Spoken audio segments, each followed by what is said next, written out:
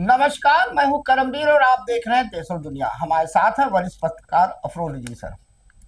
Sir, 4 लाइनें हैं जी। कि बादलों के हौसले को सलाम करता चल, बादलों के हौसले को सलाम करता चल, यार कुछ नया इंतजाम करता चल। थक जाएगा तू, थक जाएगा तू, आकाश लंबा है, थोड़ा बहुत झोले में सामान रखा कर। अच्छा सब छोड़ो, अच्छा सब छोड़ो, चलो उंगली पकड़े हुए गली के मोड़ तक ही चलो। तुझे यकीन हो जाएगा कि गमले में उगा पौधा क्यों मर गया कल। सर, आज चुनाव आयोग की पीसी कल हुई थी, उस पर आज विपक्षी गठबंधनों ने अपनी काउंटर हाँ कॉन्स्टिट्यूशनल क्लब काउंटर में पीसी किया। हो रही है प्रेस और कॉन्फ्रेंस। जबरदस्त संजय सिंह ने तो मुंह फूल पता नहीं क्या ज्ञानेश्वर और पता नहीं क्या कह दिया। हाँ, उन्होंने तो यहाँ तक कह दिया हाँ संजय सिंह ने कि जी, उनको जो है अज्ञानी हो ना, हाँ उनका नाम बिल्कुल। अज्ञानी होना चाहिए। और आज कुछ और बोल यहाँ नहीं तक पाए। कहा कि हम लोग को मूर्ख समझते हैं या वो खुद मूर्ख हैं? हाँ, बताइए। अब वो रामगोपाल यादव जी ने बहुत अच्छा आज बढ़िया बताया कि हमने 18,000 का एफिडेविट दिया है। हम्म। और ज्ञानेश कुमार जी कल तो पूरा नकार गए। उसका हम्म। पीछे उनकी एक लंबी कहानी है। हम्म। उनके परिवार के कई लोग आईएएस हैं यूपी में, जो पोस्टिंग पे हैं, क्रीम पोस्टिंग पे हैं। तो और कल सर बड़ा मजेदार बात हुआ कि जैसे कल ये बात आज उठी, विपक्ष पार्टियों ने भी उठाया कि जैसे राहुल गांधी ने बिहार में वो वोट चोर वाला अभियान शुरू किया, तुरंत चुनाव आयोग पीसी करने लगा। मोदी जी कहीं टहलने वाले भी गए थे कल, कोनो पार्क वार्क में। क्या कहेंगे सर?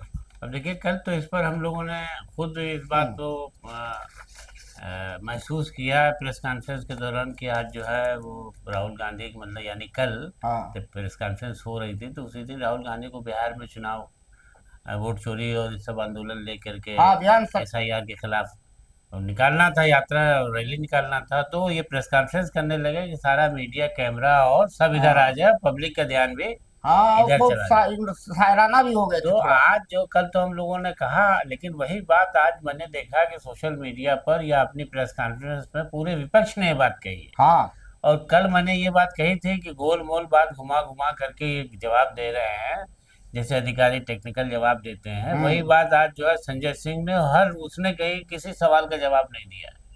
और संविधान पे हमला बताने और लगे। सवाल बड़े सटीक सटीक किए गए थे कि हड़बड़ी में क्यों कराई जा रही है। हम्म। रामगोपाल जी ने तो यहाँ तक कहा है सपा के कि उन्होंने कहा कि जब ये होता है तो चुनावी साल में आप क्यों करा रहे हैं उसको? हाँ, ऐसा तो कभी नहीं ऐसा हुआ। कभी नहीं हुआ, आप चुनावी साल में करा रहे हैं उसको।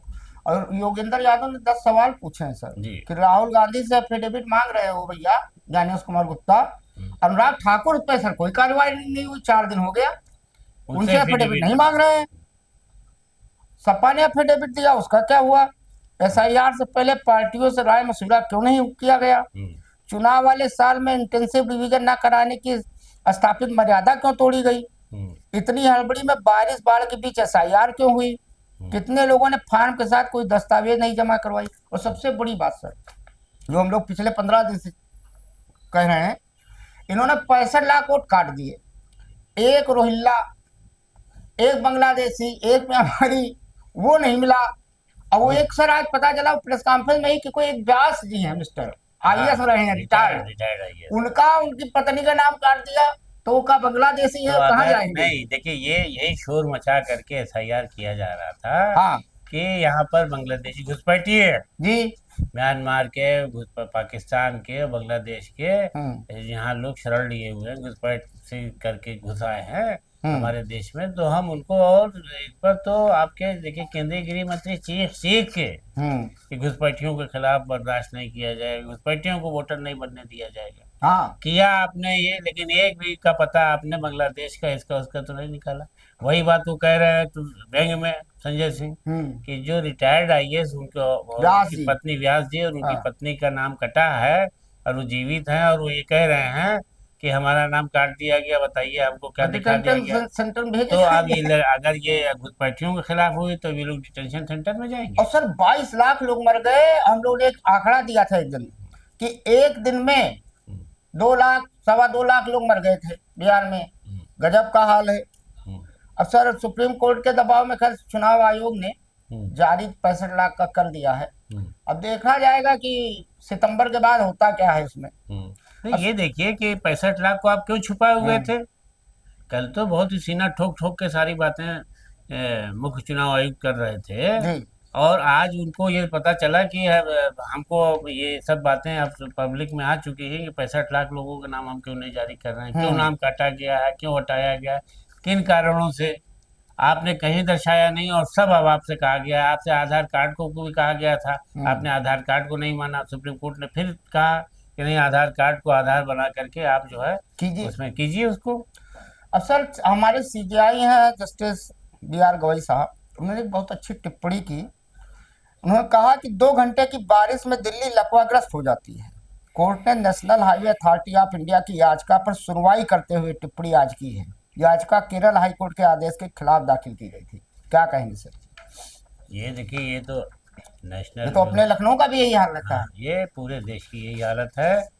चाहे वो नया भारत है, वो सर चुनाव आयोग साहब भी कल बता रहे इस थे, पर नया इस भारत। पर इस पर तो नैतिकता के आधार पर हम्म। नितिन गडकरी जी को इस्तीफा दे देना चाहिए कि आप किस हैसियत से जो टोल टैक्स लेते हैं।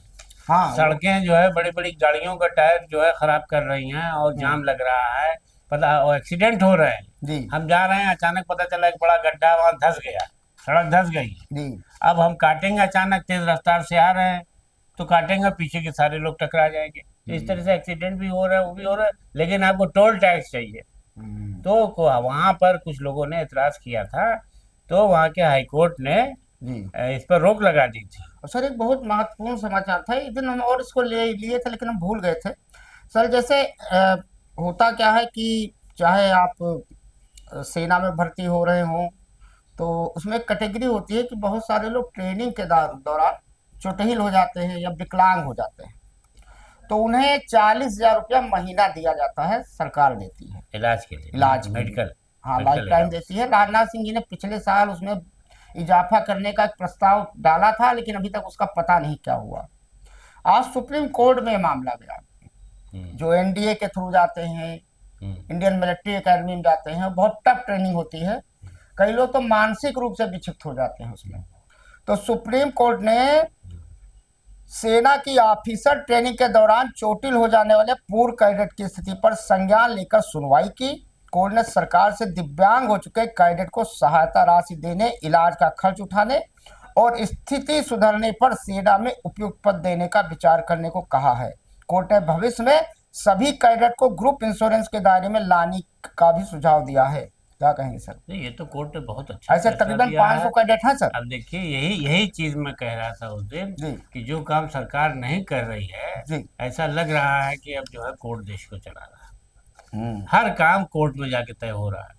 जो हाँ, काम सरकार को खुद से स्वतः संज्ञान लेना चाहिए। वो आपके नया भारत है। सेना के शौर्य की बात और सेना के गौरव की बात, और कोई जरा सा वोट चोरी की बात। आपके फायदा कहीं हो रहा हो तो कहीं आप उसको देशद्रोही बना दें कि तुमने सेना के खिलाफ बोल हाँ। दिया, तुम सेना का हिसाब किताब मांग रहे हो। और सेना के में जाने वाले कैडेट अगर परेशान हैं और उनके भत्ते की मांग की जा रही है तो उन्हें कोर्ट जाना पड़ रहा है, ये तो बहुत ही शर्म की बात है। हाँ ये सर। तो बिल्कुल मतलब अपने मतलब जो सरकार में बैठे जिम्मेदार है उनको खुद स्वतः उनके बारे में सोचना चाहिए था। और ना आपने किया, अब वो गए कोर्ट गए। तो कोर्ट आपको डायरेक्शन दे रहा है। मैं आपसे यही उस दिन बार बार ये कह रहा था कि अब सरकार काम ऐसा लगने लगा है अब कि कोर्ट ही सरकार सब कुछ काम कर नहीं रही है। करती, सारे काम जो है कोर्ट से हो रहे हैं। उत्तर प्रदेश में ही सर वो 5,000 स्कूल वाला था, तो सीतापुर वाले मामले को लेकर फिर हाई कोर्ट ने स्टे किया तो कि वही, वहाँ अब नहीं यही होगा। कह रहे हैं कि कोर्ट के डंडे से सरकार चल रही है। अब सर भाजपा के एक सांसद जी हैं, बड़ा विचित्र मामला है ये अपने आप में। नाम है उनका जनार्दन मिश्रा, मध्य प्रदेश के रीवा से हैं। हम्म, अब उन्होंने गंभीर आरोप लगाया है ज्ञानेश कुमार गुप्ता पर हम्म, कि रीवा में वोट चोरी को, उन्होंने जो कहा है, बयान दिया है कि जनार्दन मिश्रा ने मऊगंज जिले में कार्यकर्ता के कार्यक्रम में कांग्रेस पर जमकर निशाना साधा। उन्होंने कहा कि वोट चोरी का देश में रीवा सबसे बड़ा उदाहरण है। यहाँ एक घर में 1100 वोट होने का सनसनीखेज खुलासा हुआ था। बाप रे बाप। उस दौर में कांग्रेस की सरकार थी। भाजपा ने फर्जी वोटरों का पर्दाफाश करते हुए जमकर आंदोलन किया था, जिसके बाद कांग्रेस की सरकार चली गई। क्या कहेंगे सर, 1100 अब वोट। तो ठीक बात है, बहुत सही कहा कि अगर वो सरकार चली गई थी हाँ तो आज उसी घोटाले में ये सरकार भी हाँ के बारे में उनका क्या ख्याल है। हाँ अगर वो ये कह रहे हैं कि कांग्रेस, देखिए बात घोटाले की है, चाहे जिसकी सरकार हो, जी चाहे कांग्रेस की हो चाहे कांग्रेस की अगर कहीं कोई कमी होती है तो खुद राहुल गांधी उसको मानते हैं कि हाँ ये गलती हुई थी। जी। अगर वो गलती हुई है तो मैं उसको आगे नहीं अच्छा सर, कल ज्ञानेश कुमार गुप्ता जी एक चीज कह रहे थे, मुझे याद आया कि वो महिलाओं का अपमान होगा अगर हम सीसीटीवी देंगे। तो आज विपक्षी दलों ने एक सवाल किया कि भैया तो करोड़ों रुपया काहे फूक रहे हो, सीसीटीवी लगवाओ ना। हम्म। तो ये क्या असर है? नहीं नहीं, ये इन्होंने राहुल गांधी को नीचा दिखाने के लिए और जनता में उनके खिलाफ एक माहौल भड़काने की कोशिश की जी कि इस तरीके से लोगों की प्राइवेसी मारी जा रही है, जिस तरह से राहुल गांधी सबको जो है वो दिखला रहे हैं सारी फोटोज और ये वगैरह वोटर लिस्ट में। जी तो ये आयोग ने एक बहुत ही मतलब चालाकी से एक मुद्दा ऐसा उछाला जी और जिसको लेकर के आज विपक्ष ने भी उनकी इस बात को ये सब कह के समझा दिया कि ठीक है, तुम महिलाओं की फोटो दिखाओ तो ठीक है, जी वोट देते हुए उनके इंटरव्यू दिखाओ तो ठीक है। बल्कि संजय सिंह ने, आपके जो सांसद हैं जी संजय सिंह, उन्होंने महुआ मोहत्रा जी जो तृणमूल कांग्रेस की हैं, हाँ उनसे व्यंग में कहा भी कि अब आप जो है वो वहां पर वोट देने जाइएगा तो कोई इंटरव्यू और ये ना दीजिएगा, हाँ वरना हाँ कैमरे के सामने आई नहीं कि तो आपकी जो है और महिलाओं का अपमान हो जाएगा। हाँ आपकी जो भंग हो जाएगी वो क्या, प्राइवेसी, हाँ निष्ठा। निष्ठा। हाँ तो इस तरीके की बात चुनाव आयोग ने कल देखी, कल प्रेस कॉन्फ्रेंस में इतने शानदार सवाल किए गए हैं कि एक का भी जवाब नहीं दिया। और मुझे तो उनकी शक्ल जैसे कोई डिप्रेशन का मरीज होता है हाँ वैसे थे कल। उस तरह से वो दिखाई दे रहे थे कि वो कोई और मतलब खिसिया करके जैसे बिगड़ के आदमी कोई जवाब देता है उस तरह से वो देने की कोशिश कर रहे थे। हाँ, और अंत में उन्होंने एक बात कह के लोगों में और आक्रोश पैदा कराने की कोशिश की थी हम्म, कि जनता सुनेगी तो राहुल के खिलाफ हो जाएगी, कि जो सड़क पर सोते हैं, लैंप पोस्ट के नीचे सोते हैं, पुल के नीचे सोते हैं, उनका कोई पता नहीं होता, वो भी वोटर होते हैं, वो आप किस अपमान कर रहे हैं देश की उस जनता का, हाँ वो हमारे इमोशनल मजदूरों एक का। टच लेने तो ये सब वो उसको बहुत ही ज्यादा उसको जो है वो कल जैसे भाजपा के प्रवक्ता लग रहे थे, हाँ हाँ। चुनाव आयोग लग ही नहीं नहीं रहे नहीं, थे। इसमें देखिए मनोज झा ने कहा कि चुनाव आयुक्त तो मुझको नहीं मिला कहे, हम्म, लेकिन भाजपा का प्रवक्ता एक एक नया नया प्रवक्ता प्रवक्ता पैदा नया हुआ। मिल गया। तो भैया चलते चलते हमारे ब्रजभूषण चाचा, तो वो एक प्रोग्राम में गए थे बलरामपुर हमारे। तो बाबा रामदेव जो है, लाला रामदेव, उन पर जमकर निशाना साधा। पहले तो उन्होंने कहा कि रामदेव ऋषि पतंजलि के नाम पर अपना धंधा चला रहे हैं। विभूषण यही नहीं रुके, पहले तो उन्होंने रामदेव को रामदुआ कहा, फिर उनकी आंखों को लेकर आपत्तिजनक टिप्पणी कर दी। विभूषण सिंह ने कहा, रामदेव कान्हा जिसके नाम पर कमा खा रहा है, महर्षि पतंजलि का इतिहास भी यही गोंडा से है। पूर्व सांसद के इतना कहते ही वहां बैठे लोग हंसने लगे, तालियां बजाने लगे। उनको मैं ये वीडियो भेजता हूँ, देखते हैं क्या कहेंगे सर। अब देखिए ये तो उनके अपने निजी विचार हो सकते हैं। और रामदेव चाचा बोलते बेबाक है। रामदेव जो है वो अन्य व्यापारियों के तरीके से वो भी अपना कारोबार कर रहा है, लेकिन रामदेव को ये गलतफहमी है हाँ कि वो कोई योग गुरु हैं, कोई बहुत बड़े आध्यात्मिक पुरुष हैं। वो चाहते हैं कि हम साधु बन करके गंदे भाई लेकिन अच्छे हैं। हाँ, साथ पाठ का हाँ, मुराद ये है कि जो भी गलत प्रोडक्ट दे रहे और किसी के सब खिलाफ तो कोई बना बोल रहे दे। हैं, हमारे ख्याल से अरे दारू नहीं बना रहे हैं, शरबत को लेकर बाकी के, सब बना रहे हैं रूह वो। अफ़ज़ा को लेकर के आपने क्या क्या कहा, क्या क्या नहीं कहा। हाँ, तो इस तरीके की चीजें तो हैं। भैया आजकल वीडियो सर कई वायरल हो रहे हैं कि एक आपको याद होगा सर, पिछले साल लोकसभा चुनाव के दौरान फर्रुखाबाद से एक लड़का था, उसका वीडियो वायरल हुआ था। उसने कहा था मैंने 8-8 बार वोट डाला है भाजपा को। एक मिल्कीपुर का वीडियो वायरल हो रहा है कि 5 वोट डाला है बुड्ढे ने। तो ये सब चल रहा है। चलते चलते दो लाइन सुनिए। नहीं ये देखिए, ये तो आयोग के व्यवस्था पर तमाचा है ना। हाँ, वह दावा कर रहे हैं कि एक आदमी एक ही वोट दे सकता है, अब एक विदेशी आदमी नहीं एक ही है। वोट दे सकता है, और हाँ लोग आते हैं कहते हैं हमने नकाब पहन के 11 वोट डाले हाँ अटल जी को, हाँ, 12 वोट डाले फला नेता को। फर्रुखाबाद वाला 8 डाला था। हाँ तो चलते चलते भैया दो लाइन। सर रख के रोने के लिए सहाना चाहिए था। सहाना मतलब तकिया होता है, या कंधा भी आप उसको कह सकते हैं, वो भी कह सकते। क्यों सर? सर रख के रोने के लिए सहाना चाहिए था, मैं अकेला था तुझे आना चाहिए था। तो आज वाह। के लिए इतना ही, धन्यवाद।